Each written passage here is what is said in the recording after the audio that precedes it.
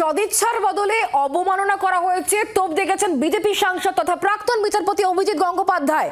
সরকারি অফিসে আসতে আপত্তি হলে এসএসসি অফিসে গিয়ে চেয়ারম্যানের সঙ্গে সাক্ষাৎ করলেন কেন? এই পাল্টা প্রশ্ন তুলেছেন শিক্ষামন্ত্রী ব্রাত্য বসু। অভিজিৎ বাবু, আপনি একটা সদিচ্ছা দেখিয়েছিলেন মানবিকতার দৃষ্টিভঙ্গিতে, তারপর যেটা হলো সেটা প্রত্যাশা করেছিলেন না? সদিচ্ছার বদলে যেটা করা হলো সেটা অবমাননা করা হলো। আমাকে যে প্রস্তাব আমি লোকসভায় দাঁড়িয়ে দিয়েছিলাম, মুখ্যমন্ত্রীকে দিদি বলে সম্বোধন করে দিয়েছিলাম, সেই প্রস্তাবটা নিয়ে যাব। আমি কালকে রাত্রি 3টে অবধি সেই প্রস্তাবটা তৈরি করেছিলাম। আজকে আমাদের কথা ছিল স্কুল সার্ভিস কমিশনের চেয়ারম্যানের কাছে গিয়ে ওখানে যে তথ্য আছে সেটা পাবলিশ করার কথা বলা।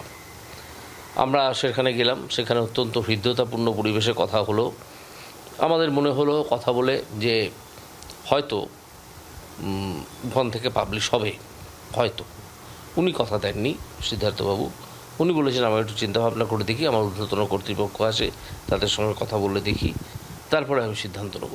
তখন আমি শুনতে পেয়ে একজন আর্তনাদ করছে, বলছে আমাদের স্যার এখানে ঠেলে লাথি মারছে পুলিশ, লাঠি তো চালাচ্ছেই, লাথি মারছে ফেলে। একজন অন্তঃসত্ত্বা নারী তিনিও নাকি আহত হয়েছেন, এরকম খবর ওখানে এলো। এই শুনে আমি দেখলাম যে এই কাদের সঙ্গে, এই দুর্বৃত্ত দলের সঙ্গে আলোচনা করে কি হবে? আলোচনা করে তো কোনো লাভ হবে না। উনি তো এসএসসিতে গেছিলেন, তো এসএসসিও তো সরকারি সংস্থা, অটোনমাস সংস্থা, তা সেখানেও গেলেন প্রতিবাদে, সেখানে না যেতে পারতেন? এসএসসি অফিসটা বয়কট করতে পারতেন।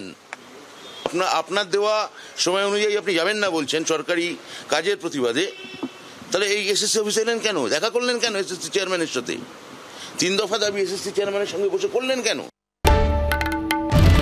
বাংলার আওয়াজ, বাঙালির আবেগ, জি 24 ঘন্টা।